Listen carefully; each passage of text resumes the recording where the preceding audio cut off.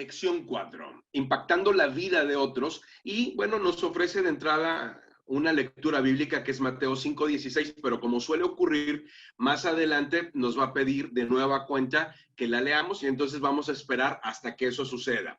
El desafío es la introducción al tema y nos dice en esta ocasión, algunas veces vemos la evangelización como trabajo exclusivo de la iglesia. El tema es impactando la vida de otros y de entrada el material nos lleva al concepto de la evangelización. Y entonces hace una relación muy sencilla, una relación a la vez impactante. ¿Cómo puedes tú llegar a tocar las fibras más sensibles de la vida de otra persona? Pues no hay mejor manera que con el mensaje del evangelio, que va más allá de ideas, de filosofías, de posiciones personales. Es el mensaje de Dios para el mundo, es el mensaje que Dios quiere que el mundo conozca, que es el mensaje que Dios quiere que el mundo abrace, y es el mensaje por el cual Dios envió a su Hijo Cristo. Y dice aquí, algunas veces vemos la evangelización como trabajo exclusivo de la iglesia. Y entonces yo acá me pregunto, ¿y qué es la iglesia? ¿O qué podemos entender por iglesia? Y bueno, me fui al diccionario y es importante saber que de entrada muchas veces entendemos por la iglesia un templo físico. Es muy común en nuestra cultura que nos refiramos a la iglesia como ese lugar en donde hay reuniones cristianas. Por ejemplo, voy a ir a la iglesia, voy a estar en la iglesia de tal a tal hora, o la iglesia donde yo voy o donde va tal persona está en tal lugar. En este pueblo hay tantas iglesias, vamos a ir a visitar iglesias, y entonces la iglesia se remite a un templo físico. Muchas veces también entendemos la palabra iglesia como una denominación cristiana o una religión en particular que se desprende del cristianismo. La iglesia tal, la iglesia bautista, la iglesia presbiteriana o la iglesia evangélica y la iglesia católica, y entonces entendemos como si fueran grupos u organizaciones religiosas. Pero muchas veces también nos referimos a la iglesia como el conjunto de seguidores de Cristo. Es interesante ver lo que nos dice el diccionario de la Real Academia Española. Nos dice que la palabra iglesia viene del latín tardío eclesia, y este a su vez viene del griego eclesia, que propiamente, atención con esto, significa asamblea. Los romanos llevan al latín un vocablo griego que es eclesia, el cual significa asamblea, o los que han sido convocados, o los que han sido llamados, y propiamente la estructura de la palabra significa o forma la idea llamados fuera. Es una convocación, pero es una convocación a personas. Y vean lo que nos dice el diccionario como primera definición o primera acepción de la persona: congregación de los fieles cristianos en virtud del bautismo. Esto es simple y llanamente lo que dice el diccionario de la Real Academia de la Lengua Española, o la RAE. Congregación de los fieles cristianos. Desde esta perspectiva deberíamos entender iglesia, pues no como el templo físico, no como una denominación cristiana, aunque también es válido entenderlo así, sino más bien como el conjunto de creyentes, seguidores de Jesucristo. Cuando vamos a la Biblia, encontramos más bien esa idea. Dios, a la hora de ver el mundo, no ve un montón de iglesias, sino que Él tiene una iglesia, y esa iglesia es su cuerpo, y ese cuerpo está formado por la gente que sigue a Cristo. Esa es de una forma realmente muy sencilla, pero a la vez muy contundente de entender cómo es que Dios ve lo que nosotros llamamos iglesia. Algunas veces, regreso al material, vemos la evangelización como un trabajo exclusivo de la iglesia, y aquí hay una situación que es otro punto adicional. Muchas veces pensamos en que la iglesia o los que tienen que hacer esta labor de evangelización son los que trabajan de tiempo completo o con un ministerio específico dentro de la iglesia. No es que seamos todos los creyentes, sino que hay algunos que están dedicados a hacer esa labor, como por ejemplo el pastor o los evangelistas, y ellos son los encargados de difundir la palabra, y el resto de la gente está dedicada a a estar recibiendo de las enseñanzas que unos pocos dan. Y es una especie de división entre lo que consideraríamos el clero y los laicos. Y la realidad es de que cuando vamos a la Biblia no encontramos tal distinción. La Biblia dice que todos los creyentes en Cristo formamos parte de algo que la Biblia llama real sacerdocio. Nación santa, pueblo elegido por real sacerdocio. Somos sacerdotes. ¿Qué significa? Pues que tenemos contacto directo con Dios. Cuando Cristo va a la cruz y muere, en ese momento se rompe el velo. En el Antiguo Testamento encontramos la figura de un templo que primero fue hecho como una especie de tienda que era móvil, que se movía por el desierto, llamado tabernáculo. Y después, cuando el pueblo ya está establecido en Jerusalén, bueno, pues hay un templo en forma, un templo que además sufrió golpes, que sufrió saqueos, y que fue en varias ocasiones reconstruido. En el tiempo de Jesús se le llamaba el templo de Herodes, aunque Herodes era un jerarca romano, pues porque había invertido en que el templo fuera reparado y se le conocía de esta manera así al templo. Y adentro de ese templo, del templo de Herodes, había unos pequeños, digamos, cuartos, por decirlo de alguna forma, cubículos. Uno de ellos era el lugar santo y otro era el lugar santísimo. Cuartos o lugares que ya existían desde el tabernáculo, y el lugar santo y el lugar santísimo estaban divididos por una tela, quiero imaginarme, muy impresionante. Y al lugar santísimo, pues literalmente no entraba nadie. Era un lugar en donde estaban cosas muy sagradas para los judíos, nada menos que el arca del pacto. Y sabemos que una vez al año entraba el sumo sacerdote. Era el único que tenía el derecho de entrar hasta ese lugar, hasta el lugar santísimo, y ofrecer una petición, hacer una súplica de perdón de pecados. Primero por él mismo y luego pedía perdón por el resto del pueblo. Pero podía resultar mal la cosa, y en una de esas Dios no aceptaba la ofrenda de sangre que llevaba y moría. Y entonces entraba amarrado de un pie o de una pierna, para que si ya veían que el hombre nomás no había dado una, lo jalaban y ceremonial. Entra al lugar santísimo, nadie pasa por ese velo porque está reservado para el sumo sacerdote. Lo hace una sola vez al año y lo hace en un ritual de solicitud de perdón. Pero cuando Cristo muere, el velo se rasga. Y ahí hay un mensaje contundente. El hombre ahora tiene acceso directo a la presencia de Dios. Y a partir del Nuevo Testamento comenzamos a ver una dinámica diferente. Ya el libro de Joel en el Antiguo Testamento había profetizado que en los postreros días el Espíritu Santo se derramaría sobre toda carne. Pues ocurría que en el Antiguo Testamento no todos los creyentes tenían el Espíritu Santo. Estaba reservado para algunos en particular. Si la gente quería escuchar a Dios, tenía que hacerlo de algunas personas en particular, o tenía que recurrir a los profetas. El libro de Hebreos dice: Dios, habiendo hablado muchas veces y de muchas maneras en otros tiempos a nuestros padres por los profetas, en los postreros días nos ha hablado por el Hijo. Ahí nos está hablando acerca del cambio. Si antes la gente se quería acercar a Dios, lo tenía que hacer por una intermediación, por un sacerdote. Pero en el momento en el que Cristo muere, en el momento en el que Cristo va a la cruz, en el momento en el que Cristo es entregado al Padre como un sacrificio, en ese momento el velo se rasga y la entrada entonces se hace universal para todos aquellos que creen en Cristo. Entonces, esto hace, dicho todo lo anterior, que la iglesia seamos todos y que la responsabilidad de llevar el mensaje es de todos. Es cierto que él mismo, como dice el libro de Efesios, constituyó a unos apóstoles, a otros evangelistas, a otros maestros. Esas son funciones dentro de la iglesia, pero no quiere decir que solo algunos tengan la responsabilidad de compartir.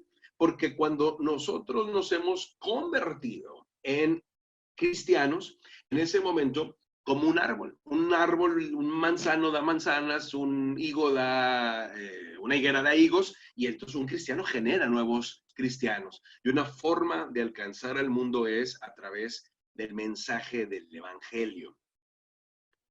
¿Qué es la iglesia? Pues son el grupo, el conjunto de creyentes de, no solamente inclusive de todo el mundo, sino inclusive de toda la historia. Cuando nosotros llegamos, y dice aquí el material lo siguiente, es difícil para algunas personas relacionar el mensaje del evangelio en forma significativa con el moderno y secularizado mundo empresarial. Hay personas, increíblemente aún personas de iglesia, que asisten a iglesias cristianas, que dicen, oye, yo soy cristiano sin ningún problema, yo creo en Cristo, yo creo en Dios, pero los negocios son negocios y los negocios se cocinan aparte. Si eso de pronto le cuesta a algunos cristianos, imagínense a gente que no lo es. Sin embargo, un efecto de la secularización, y aquí he vuelto al material, ha provocado que mucha gente esté muy poco o nada relacionada con una iglesia organizada. Para ellos es irrelevante a sus necesidades y a sus preocupaciones cotidianas. Si esas personas no asisten a una iglesia donde se proclaman las buenas nuevas de Jesucristo, ¿cómo podrían escuchar este mensaje? ¿Le pondría o nos pondría Dios en el lugar empresarial, en el comercio, en el empleo en donde estamos, dentro de la empresa o dentro de la organización o dentro del mundo del mercado empresarial donde estamos, con el propósito específico de servirle como su embajador, como su representante ante personas que no lo conocen? Bueno, les quiero poner acá un video muy interesante de algo que está pasando en el mundo por completo. Esto que vamos a ver acá se refiere a la expansión del Islam en el mundo hoy por hoy. Este no es un video reciente, este es un video que tiene ya algunos años. Sin embargo, los datos que presenta ya son alarmantes y les puedo decir que las tendencias literalmente se están cumpliendo. Expansión del Islam en el mundo. Posiblemente el video se vea un poco entrecortado, pero lo que sí espero es que lo puedan escuchar con muchísimo detenimiento, especialmente porque todos los rótulos que vamos a encontrar vienen en inglés, de tal manera que lo más relevante es lo que podamos escuchar. Ahí está el audio, corre video.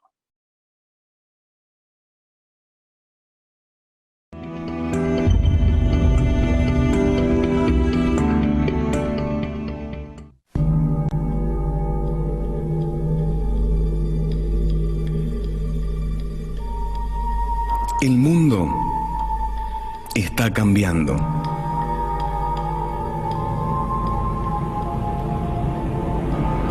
La cultura global que heredarán nuestros hijos será muy diferente a la de hoy.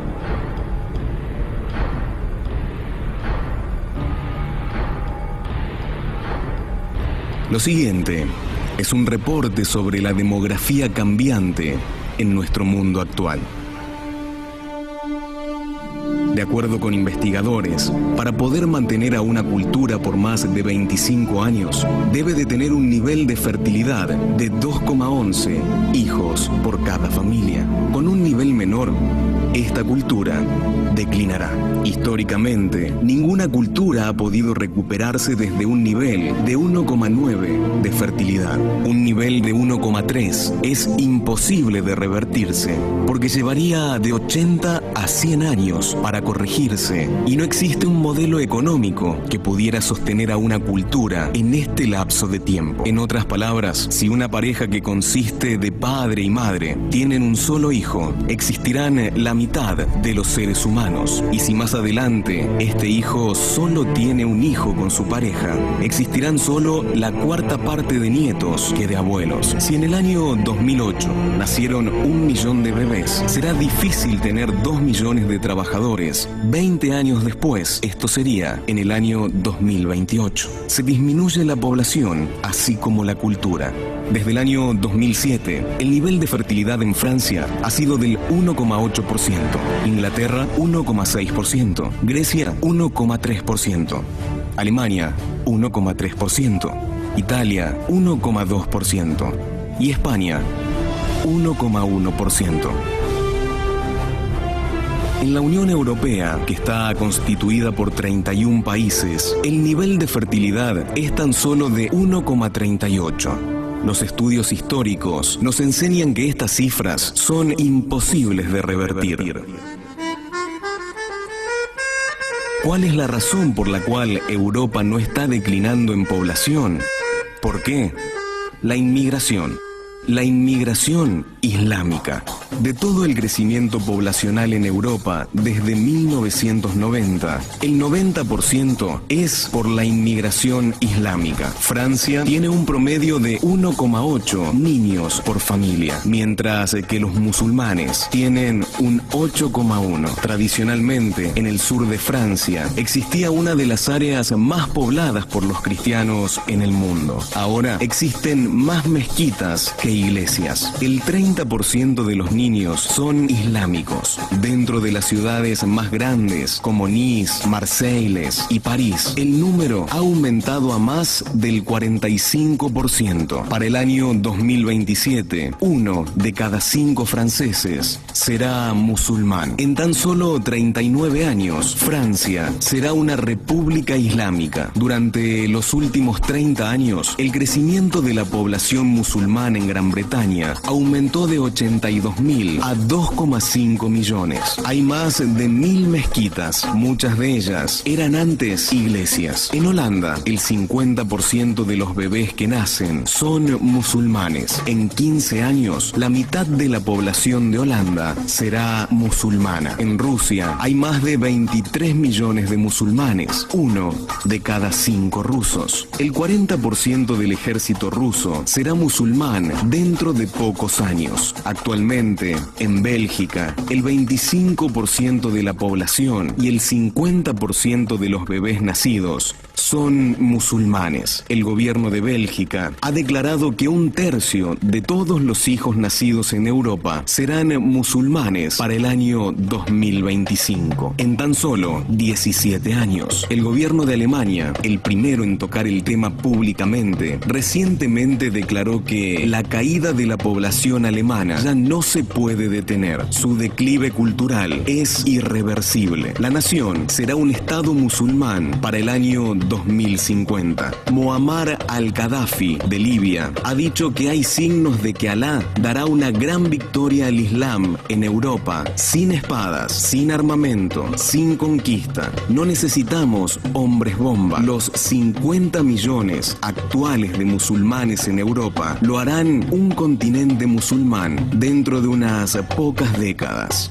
Actualmente, hay 52 millones de musulmanes en Europa. El gobierno de Alemania ha calculado que el número actual se doblará dentro de los próximos 20 años a 104 millones. Más cerca de casa, los números hablan de una historia semejante. En este momento, en Canadá, el nivel de fertilidad es de tan solo 1,6%, casi un punto completo por debajo del nivel requerido para sostener a una cultura. Dentro del país, el Islam es la religión con más crecimiento en la actualidad. Entre los años 2001 y 2006, la población de Canadá aumentó 1,6 millones de habitantes. El 1,2 fue por la inmigración. En los Estados Unidos de América, el nivel de fertilidad es de 1,6%. Con el flujo de las naciones latinas, el nivel aumenta a 2,11%, el nivel mínimo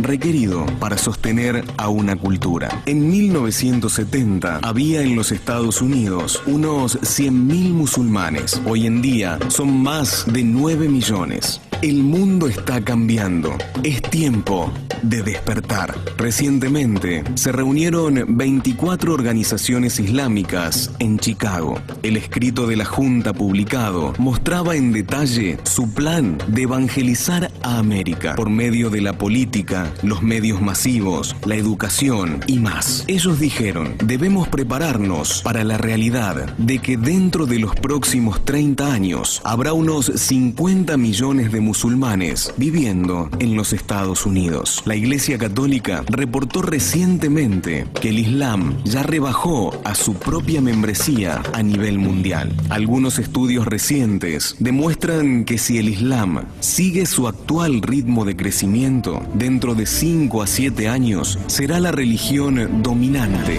del mundo. Como creyentes, les imploramos que se unan al esfuerzo de compartir el mensaje del Evangelio con el mundo cambiante. Esto es un llamado a la acción.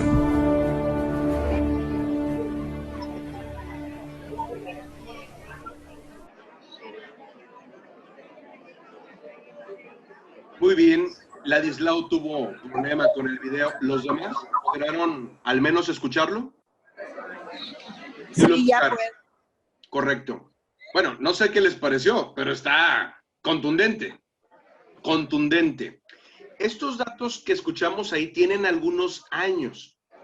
De donde encontré el video es un sitio de islámicos. O sea, el tema es relevante, ¿eh? Y déjenme presentarles estos datos al día de hoy. Considerando lo que acabamos de escuchar en el video, déjenme tratar de mover esto. Miren, ahí está. Esto lo encontré hoy en Google, directamente. Puse porcentaje de fertilidad en Canadá. En el video dice que si hay menos de 1.9, no se reproduce la generación. Y la relación pues es básicamente matemática, ¿verdad? O sea, si nosotros, si de 2 personas sale solo 1 o menos de 2, pues la siguiente generación es menos, baja la cantidad.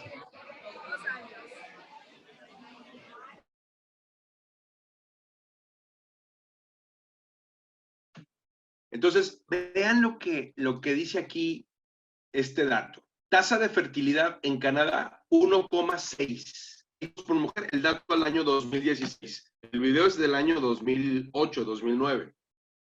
1,6. Porcentaje de fertilidad en los Estados Unidos, 1,8. O sea, tampoco llega al 1,9. Y lo que dice ahí es que básicamente no hay datos históricos de que se haya logrado revertir. Porcentaje de fertilidad en Rusia, 1,75 o 1.75. Actualmente la población de Rusia, dice aquí, es de 144 millones. Considerando un 15% de musulmanes, pues nos da casi los 25 millones que ya pronosticaba el video. O sea, a mí me llamó la atención eso. El video está muy atinado con sus números. Se han pasado los años, revisas y dices, sí, la cosa está así. De donde tomé el video, al final, déjenme nada más ver si puedo poner el último texto. Esto es un llamado a la acción. Es una página de aquí de México que se llama Islam Mexicali. Y están promoviendo el Islam en este país, desde donde estamos haciendo este esfuerzo. Esto está mucho más cerca de lo que pensamos. Hace algún tiempo, CNN en español, esto fue en el año 2015, publicó este artículo. La religión de más rápido crecimiento en el mundo es, y nos comienza a hablar del Islam. ¿Cómo es que está creciendo el Islam? La forma en la que lo hace. Y bueno, nos topamos con una realidad increíble. Están creciendo de forma escandalosa, pero lo están haciendo de forma demográfica. ¿Sí? O sea, sin la necesidad de que se esté convirtiendo la gente por una evangelización pragmática o práctica en donde se les esté compartiendo el mensaje del Islam, cosa que sí hacen. Simplemente por crecimiento demográfico están logrando ir avanzando a pasos agigantados. ¿A dónde nos va a llevar esto? El video es muy contundente. Básicamente estamos en la antesala de que Europa se convierta al Islam por crecimiento demográfico. Estamos hablando de que son unos cuantos años en el futuro. Europa, de alguna manera, es la escuela del mundo. Oxford y Cambridge en Inglaterra son las escuelas del mundo sajón, son las escuelas más reconocidas junto con Harvard y la escuela está en Boston y quizá alguna más, pero digamos, educa el mundo de habla inglesa. Y en España encontramos Salamanca y muchas otras universidades, pero en particular Salamanca, que se ha convertido en una de las escuelas más importantes del mundo hispano, si no la que más en cuanto a la cantidad de alumnos que llega. Me parece que es brutalmente estratégico y que están haciendo un trabajo muy pensado, muy planificado, muy orquestado para que en unos cuantos años el mundo se torne hacia el Islam. Y entonces, vuelvo aquí al material, la secularización, y no solo eso, sino un apogeo de la religiosidad a nivel mundial está provocando que cada vez haya menos gente informada de lo que verdaderamente es el evangelio. Si esas personas no asisten a la iglesia donde se proclama las buenas nuevas o el mensaje del evangelio, ¿cómo es que podrán escuchar ese mensaje? ¿Será que Dios nos ha puesto donde estamos para que seamos el instrumento que Él utilice para impactar la vida de hombres y de mujeres así como nosotros? Bueno, me viene a mí a la mente la historia de Pedro Baldo. Quienes me conocen saben que soy recurrente en contarla, porque además tiene mucho que ver con el ministerio nuestro y además el llamado de todo creyente. Resulta que Pedro Baldo era un hombre que vivía en la Francia medieval. Era un hombre muy acaudalado, era un comerciante rico, era el hombre más rico del pueblo en su momento, cuando de pronto está hablando con un amigo. Y en ese momento, en esa charla, a su amigo le viene mal algo, se enferma y se muere. Y yo sé que estar ante una fatal situación como esa, pues normalmente es muy complicado, pero encima verlo, estar ahí con la persona que acaba de morir, sin lugar a dudas, es algo que debe de turbar la conciencia de cualquiera. En ese momento, Pedro va con el párroco del pueblo, estamos hablando de 1200 y algo, en Francia, y le hace la pregunta más existencial que puede haber, y es, ¿qué debo de hacer para heredar la vida eterna? Viendo el párroco que se trata del hombre más rico del pueblo, le contesta en las mismas palabras que Jesús al joven rico. Ve, vende todo lo que tienes, dalo a los pobres y sigue a Dios. Sin creer que este hombre lo va a hacer puntualmente. Pronto se da Pedro Baldo cuenta de que no hay dinero que le pueda dar a la gente que realmente les cambie la vida. Pronto se los da, pronto se los gastan, pronto se le acaba y no pasa nada. Es intrascendente. Y entonces él se pone a pensar qué puede hacer para impactarlos de una forma mucho más consistente, algo que de veras trascienda. Y de pronto se le ocurre una idea que en ese momento sería descabelladísima, y es llevarles la Biblia. Resulta que en 1200 la Biblia se leía en latín. La Vulgata Latina fue la Biblia de la iglesia por 1000 años y la gente común no tenía acceso a ella. Pero al tipo se le ocurre eso. Y entonces contrata a 2 frailes que se arrancan traduciendo la Biblia del latín al francés vulgar. Y una vez que están expuestos de una manera muy clara y muy sencilla el mensaje del evangelio, Pedro Baldo y ellos se arrancan predicando como locos. Salían a las calles a hablar de Dios y era una cosa increíble, al grado de que salen expulsados del pueblo. Se dan cuenta de que no pueden ser tan abiertos y que deben de ser estratégicos. Pedro Baldo era un hombre de negocios. Y entonces regresa al pueblo, pero ya dejando a un lado esa digamos, imagen de ser un fervoroso fanático del mensaje de la Biblia, y regresa haciendo negocios, pero con un equipo de gentes al cual había adiestrado para impactar a aquellas personas con quienes hicieran negocios vendiendo cosas con el mensaje del evangelio. Comenzaron ellos a hacer muchas traducciones, a hacer copias de las traducciones al francés, y en medio de esos negocios que hacían con otros, se los comunicaban, les decían, tengo una joya mucho más preciosa que cualquier cosa que hayas visto. Oye, me interesa esa joya, será la palabra de Dios. Bueno, llegó un momento en que esas porciones, casi todas del Nuevo Testamento, o por no decir todas, fueron quemadas. No sé si haya sobrevivido alguna, creo que no. Pero el asunto es que cuando ellos se dieron cuenta que no era fácil andar llevando esas copias, decidieron hacer algo increíble, y es aprenderse las escrituras de memoria. Había gente que sabía libros completos del Nuevo Testamento de memoria, y a la hora de que iban a predicar decían, bueno, pues hoy vamos a hablar acerca de la primera carta de Pablo a los Corintios. Pablo, siervo, y se arrancaba desde el versículo 1 de memoria todo el resto. Bueno, Pedro Baldo es una figura de lo que Dios quiere hacer en este tiempo. Dios nos tiene en un punto, en un lugar estratégico para impactar la vida de personas que muy difícilmente serían expuestos al mensaje del evangelio. Tenemos que estar abiertos y tenemos que estar sensibles. ¿Qué nos dice la reacción? Vamos a entrar aquí en las preguntas. Voy a acelerar un poco. Sé que la introducción fue demasiado larga, pero era muy importante. Le vamos a pedir a Ladislao que nos ayude con Mateo capítulo número 5, versículo 16, y vamos a partir de ahí a desmenuzar mensajes muy claros que nos trae la escritura a nosotros. ¿Qué nos dice Mateo 5, 16, Ladislao? Sí, claro, dice, así alumbre vuestra luz delante de los hombres, para que vean vuestras buenas obras y glorifiquen a vuestro Padre que está en el cielo. Correcto, muchas gracias. Vean lo que dice Mateo, así alumbre vuestra luz. Resulta que la luz con la que nosotros vamos a impactar la vida de otros ni siquiera es nuestra.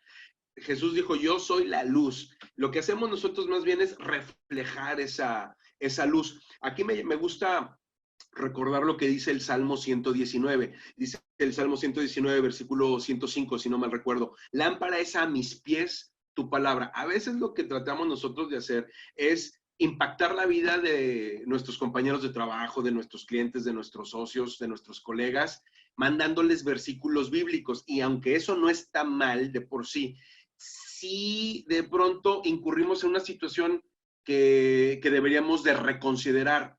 Dice la Escritura que la palabra de la cruz es locura para los que se pierden, de tal manera que se requiere discernimiento espiritual. Y entonces les mandamos versículos que no son capaces de entender. Mateo 5 aclara que la luz del creyente, sin lugar a dudas, es la Biblia. Lámpara es a mis pies tu palabra, pero la luz del que no es creyente somos nosotros, somos los creyentes. Y entonces es a través de nuestras palabras, de nuestro testimonio, de nuestras acciones que muchas veces vamos a impactar la vida, más que de nuestros sermones a los no creyentes. Y eventualmente pudiera ser que Dios lo use, lo utilice, pero no es la generalidad. Va a ser mucho más el impacto a través del testimonio que desde una enseñanza que ha de discernirse espiritualmente si estamos hablando con alguien que no ha nacido espiritualmente. Y bueno, aquí hacemos un corte de caja. Le vamos a pedir a Ofe que nos apoye con el tema de preguntas, comentarios. ¿Qué tenemos? ¿Qué tenemos, Ofe?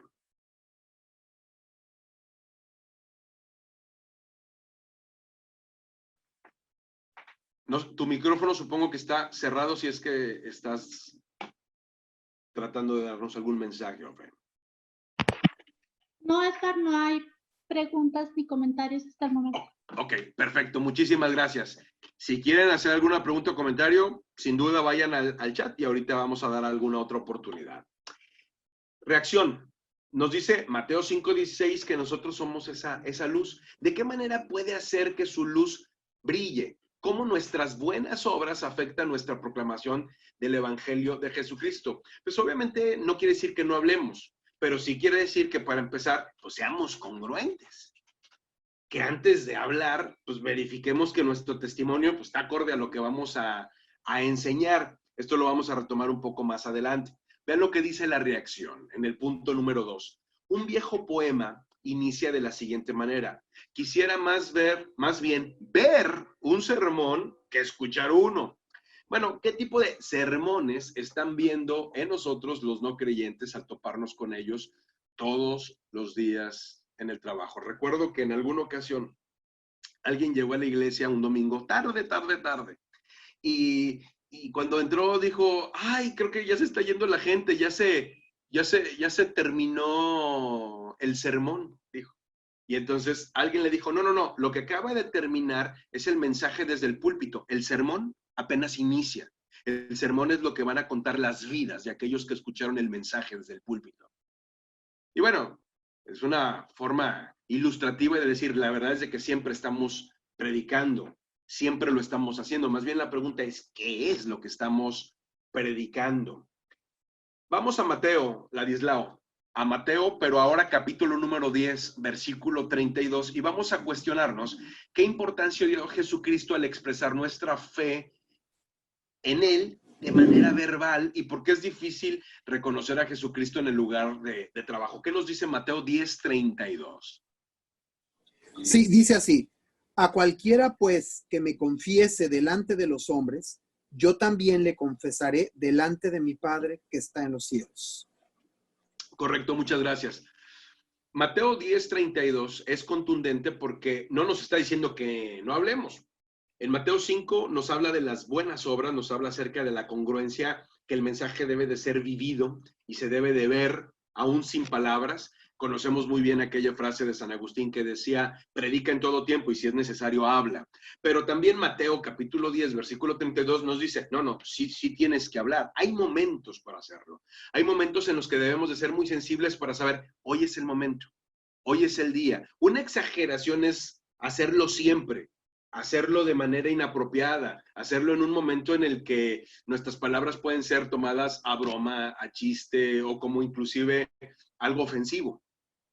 Pero otra exageración es no hacerlo nunca, ser demasiado meticulosos al grado de no echar mano de la palabra. Y esto es importante, como nos dice Mateo 10, 32. Vean lo que dice la reacción en el punto número 4. Cuando el Señor nos dice que testifiquemos de Él a otros, significa que debemos de servir como el capellán de la compañía. Quiere que confrontemos a los no creyentes en cada oportunidad y que tratemos de persuadirlos de recibir a Cristo. ¿Por qué sí o por qué no? Bueno, esa es otra de las exageraciones, en donde nos tomamos la idea o llevamos a cabo la idea de que nosotros somos más que testigos, somos abogados. Y parece como que andamos defendiendo a Dios y andamos litigando y utilizamos la Biblia para demandar en los otros ciertas cuestiones, ciertas conductas. Bueno, ese es el otro extremo. ¿Será que Dios eventualmente nos quiere utilizar para confrontar a algunas personas? Sin duda, eso no debemos de durarlo jamás, pero van a ser momentos en los que debemos de estar sensibles a saber, a identificarlos y a actuar en consecuencia. Ahorita en la aplicación al final vamos a tomar un punto que nos va a ayudar como a discernir en qué momentos confrontar, en qué momentos no hacerlo. Punto número 5. En Hechos, capítulo número 26, básicamente desde el versículo 2 hasta el 23, en esta ocasión no lo vamos a leer. Ahí vemos un gran caso, es un testimonio, es el testimonio de Pablo. Pablo frente al rey Agripa, ¿cómo utiliza esa oportunidad para hablar el mensaje del evangelio? Pero lo hace a través desde su testimonio. Yo decía, ser testigo, no abogado. Yo me equivoqué muchísimas veces. Cuando recién había conocido la palabra, pues me entró un fervor que para qué les platico, y de pronto me acercaba con las personas y les comenzaba a decir lo que la Biblia decía, como enseñándolos, como instruyéndolos, como exhortándolos, como regañándolos. Lo que encontramos en Hechos 26 es algo realmente muy diferente. Pablo está contando su experiencia. Cuando nosotros nos acercamos con las personas, y más que decirles lo que deben hacer y lo que deben de saber, les contamos lo que Cristo ha hecho con nosotros. Entonces, eso es algo menos invasivo, eso es algo menos agresivo y muchas veces va a ser algo mucho más impactante, porque no te estoy diciendo algo que sé, te estoy diciendo algo que soy, algo que Dios hizo conmigo. El testimonio además tiene otra cualidad. El testimonio es irrefutable, o sea, no es mi idea, no es tu idea, es una experiencia que yo viví. Y a partir de ahí, la persona que nos escucha la toma o la deja, pero normalmente estas historias son impactantes. Nos dice acá, ¿es razonable para un cristiano dar su testimonio en el lugar de trabajo? Sin lugar a dudas, sí. Lo más seguro es que Dios te tiene en ese trabajo para que precisamente seas un testigo, que estés predicando en todo tiempo, sin palabras y eventualmente con palabras, pero de una forma muy estratégica. Les cuento el caso de una chica. De hecho, más adelante en una de las sesiones, ella nos enseña acerca de cómo administrar el tiempo para que no se pierdan toda esta secuencia de 39 sesiones de Haciendo Negocios de acuerdo a la palabra de Dios. Es una chica que ella nace en el seno de una familia cristiana, en el Japón. Maki es su nombre. Y tenemos el privilegio de conocerla. Decimos a tono de broma que Maki, aunque es japonesa, ella se casó con un chino. La verdad es de que se casó con un mexicano, un hombre de Monterrey, pero chino porque está súper rizado del cabello. Y bueno, han hecho una pareja extraordinaria. Pero resulta que hace poco Dios le llama a ella literalmente a algo increíble. Conocemos a los japoneses por ser gente de negocios, gente de empresa, pero increíblemente Maki nunca había trabajado en una empresa como tal, porque ella nace en el Japón, un lugar en donde al día de hoy hay menos de un 1% de cristianos, pero ella es tercera generación de cristianos. Su papá es pastor y bueno, es algo increíble. Resulta que se casa con este muchacho, se viene aquí a México a estudiar al Instituto Bíblico, tiene un gran amor por las misiones y vive ya por muchos años en el país cuando entra a trabajar a una empresa, por cierto, japonesa. Ella se sentía un poco en shock porque decía, pues es que yo vine aquí a la labor evangelística, a la labor misionera. Yo vine a México porque tengo amor por las almas. ¿Por qué voy a ir a una empresa? Yo no vine como empresaria y estaba un poco en shock, pero pidió oración, pidió consejo. Tuve el privilegio de ser una de las personas con quienes ella se acercó y yo fui de quienes le dije, ¿sabes qué? Dale para adelante, yo creo que Dios tiene eso para ti. Y Dios consolidó ese consejo, entró a la empresa. Bueno, en los meses que ella ha estado trabajando en esa empresa, una empresa japonesa en este país, dedicado a temas absolutamente empresariales, ha tenido la oportunidad de hablarle a más personas del evangelio que lo que hizo en los años pasados, años trabajando de forma absolutamente de tiempo completo en el ministerio cristiano. ¿Cómo es eso posible? Era un tiempo para el que Dios la había preparado. En el caso de ella, ha resultado también increíble la forma. Ella está trabajando como traductora. Vienen personas de diferentes naciones y ella les traduce. A la mayoría son orientales, que les traduce para con los mexicanos acá, pues ella habla perfectamente ambos idiomas, además de hablar el inglés. Y entonces, muchas veces la gente le pregunta, oye, ¿y tú por qué estás aquí en México? ¿Por qué vives acá? Y entonces, al contar ella su historia personal, sale a relucir que ella se vino acá para estudiar en un instituto bíblico y de ahí se abre el tema absolutamente evangelístico.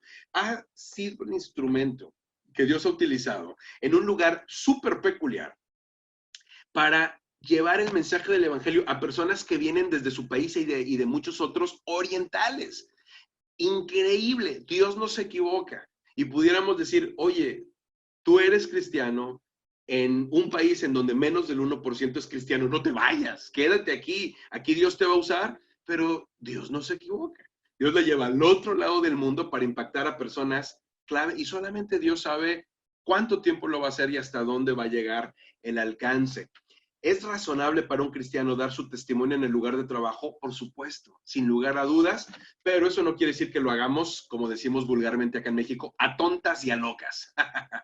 Invitaron a predicar un pastor y lo invitaron así de un día para otro y le dice, oiga, ¿sabe que hay un congreso para damas, pero el invitado nos acaba de cancelar, entonces le pedimos por favor que usted tome la conferencia principal? Y él dijo, no, es que a mí no me gusta predicar a tontas y a locas, ¿no? Y le dice, no, pero por favor no insulte a las damas del congreso de damas. No, digo, me refiero a que no me gusta predicar así al aventón, me gusta prepararme. Bueno, ¿qué directrices encuentra en Colosenses capítulo 4, y le vamos a pedir a Ladislao que vayamos una vez más a la escritura. Colosenses capítulo 4, versículos 5 y 6, y luego vamos a ir a Primera de Pedro capítulo 3, versículo 15. Tú nos dices cuando estés listo, Ladislao. Colosenses 4, 5. 4, 5 y 6. Es decir, capítulo 4, versículos 5 y 6. Sí, dice así: andad sabiamente para con los de afuera, redimiendo el tiempo. Sea vuestra palabra siempre con gracia, sazonada con sal, para que sepáis cómo debéis responder a cada uno.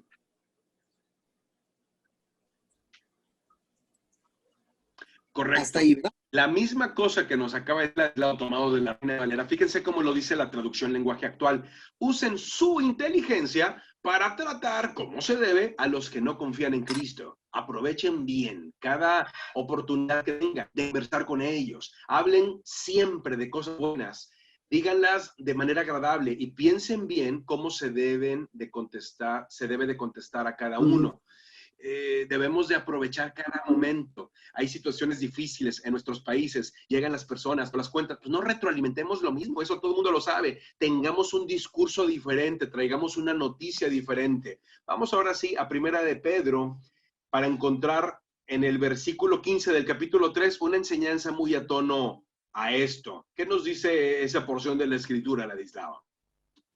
Sino santificad a Dios el Señor en vuestros corazones y estad siempre preparados para presentar defensa con mansedumbre y reverencia ante todo el que os demande razón de la esperanza que hay en vosotros.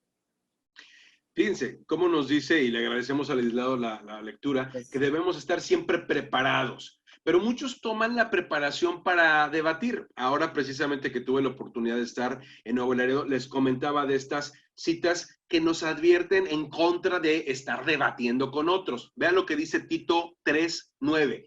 Pero evita las cuestiones necias y genealogías y contenciones y discusiones acerca de la ley porque son vanas y sin provecho. No se trata de estar preparado para ganarle un debate teológico, doctrinal, bíblico a una persona. No, se trata de estar preparado para responder con mansedumbre a la necesidad que tiene la persona que está de alguna forma desconcertada de por qué es que actuamos como actuamos. Vean lo que dice Segunda de Timoteo, capítulo 24. Segunda de Timoteo, capítulo 2, versículo 24 al 26.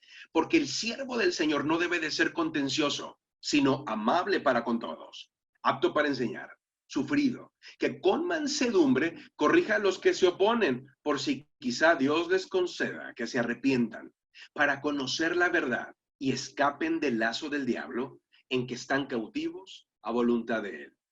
Muy fuerte el cierre de ese versículo, porque nos está diciendo que una persona, literalmente, si no tiene a Cristo, forma parte de aquellos que están en el lazo del diablo. Suena terrible, lo sé, pero eso dice la Escritura. Nos debemos de aliar con Dios en su esfuerzo de que la gente escape del lazo del diablo. Aplicación personal, y con esto vamos a terminar, no sin antes dar espacio a las preguntas que haya habido por ahí.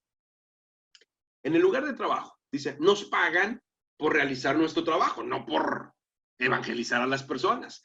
Pero en el proceso de desempeñar allí nuestro papel, diariamente, la realidad es de que interactuamos con muchos que desesperadamente necesitan la paz, el gozo y la esperanza que solo se puede conseguir a través de la fe en Jesucristo. Nos dice acá, haga una lista de las personas en su trabajo que usted cree que no conocen al Señor y ore por ellos. Ore por cada una de esas personas para que Dios abra las oportunidades de poder ser el instrumento que Él utilice para que ellos lo conozcan. Y esta es la respuesta. ¿En qué momento hablar? ¿En qué momento decir? Pues en el momento en el que ya hemos tomado tiempo para orar por esas personas. No te estoy a ti dando un mensaje porque yo sí lo sé y tú no lo sabes, ignorante, sino porque me preocupo por ti, porque me intereso por ti, porque deseo que seas salvo. Y entonces oro por esas personas y luego soy sensible a la voz de Dios. En el momento en el que Dios dice, es ahora. Ustedes, los que me conocen, saben que hablo hasta por los codos. Increíblemente, hay momentos en los que de pronto no apetezco hablar. Por ejemplo, he dado un curso de 8 horas, más la hora de llegada, la hora de salida, la hora de la comida. Estoy 9, 10 horas, hable y hable y hable. De pronto me subo un taxi, voy rumbo al hotel y pues voy cansado y voy callado. En una de esas ocasiones en las que no apetecía hablar, me comienza a sacar plática el taxista. Oiga usted, oiga aquello. Y yo la verdad le contestaba lo más escueto porque no quería entablar con él una conversación. Y de pronto me pregunta mi nombre y yo dije, bueno, me llamo Edgar. Y le digo, ¿y tú cómo te llamas? Literalmente lo hice por cortesía. Y él me dice, yo me llamo Jefté.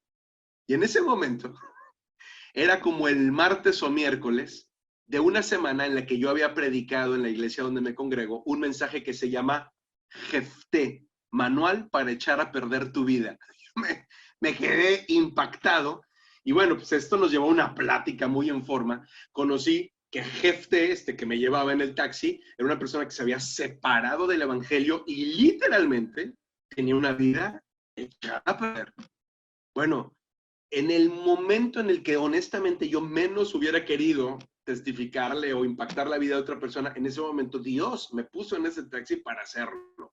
Y estoy seguro que cada uno de los que estamos aquí en el chat podemos tener muchos testimonios.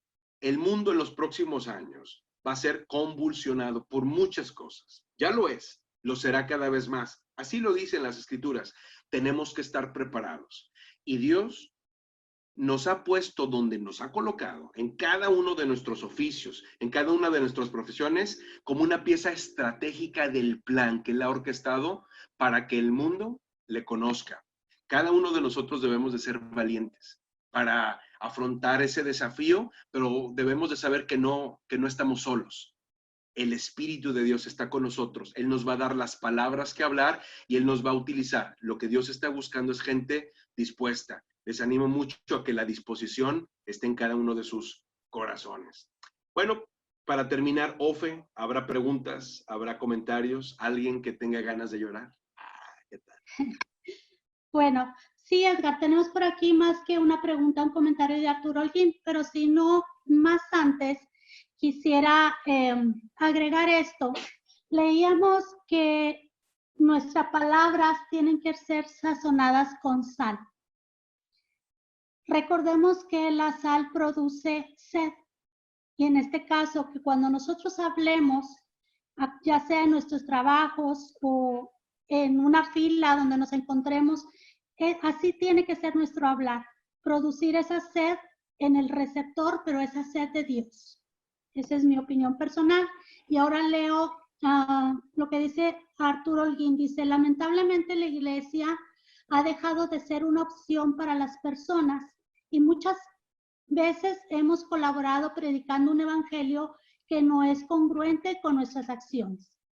Hemos vacunado a las personas para no sentirse atraídos por la palabra por causa de mi comportamiento. Qué importante es darse cuenta que mi integridad debe ser en todos los lugares y no solo en la iglesia. Exacto. Y otra vez volveríamos al asunto que pues nosotros somos la iglesia, los creyentes somos la iglesia y donde estamos nosotros, ahí está la iglesia. Gracias también por tu comentario, Ofe. Recordaba a Cristo. Cristo decía cosas que hacía que las personas se sintieran inquietas, así como la sal provoca sed. Él provocaba que las personas indagaran, fueran más allá. Por ejemplo, por ahí de Mateo 24, 25, en donde le dicen sus discípulos, mira, de este templo no queda piedra sobre piedra. No, ellos le están presumiendo el templo a él y él es el que les dice, bueno, de este templo no queda piedra sobre piedra. Al siguiente versículo, ellos le dicen, Señor, ¿cuándo habrán de ocurrir estas cosas y qué señales habrá de tu venida? Se quedaron inquietos, viene la pregunta y de ahí se arranca con una enseñanza escatológica increíble. Con la mujer samaritana, dame de beber. Pues, ¿cómo? Tú eres judío, ¿qué te pasa, no? Y entonces le dice, bueno, si tú supieras con quién habla, tú me pedirías a mí de beber. Pues, ¿con quién? Pues, la inquietó al grado que llegó ella a saber que estaba, pues, con el Salvador. A pesar de ser ella no solamente, no era judía, era samaritana, y los samaritanos pues, solamente creen en el Pentateuco, lo que es la primera parte de la Biblia, la Torá, y sin embargo, el alcance y la misericordia de Jesús va mucho más allá de lo que podemos llegar a pensar. Y muy a tono a lo que nos comentaba Sofe. Gracias por hacerlo, gracias por el comentario de Arturo. Y bueno, pues si no hay ningún otro, les agradezco muchísimo. Y bueno, estén atentos a la próxima sesión. Dentro de lo que es el material, tenemos algo bien interesante, la lección número 5, que en la secuencia de las 39 va a hablar acerca de considerar cómo Dios nos da las oportunidades por medio de nuestros negocios para involucrarnos en su gran, no nuestra, su gran comisión, que es la de hacer discípulos. Les agradecemos muchísimo y bueno, pues que pasen una extraordinaria noche. Que Dios les bendiga.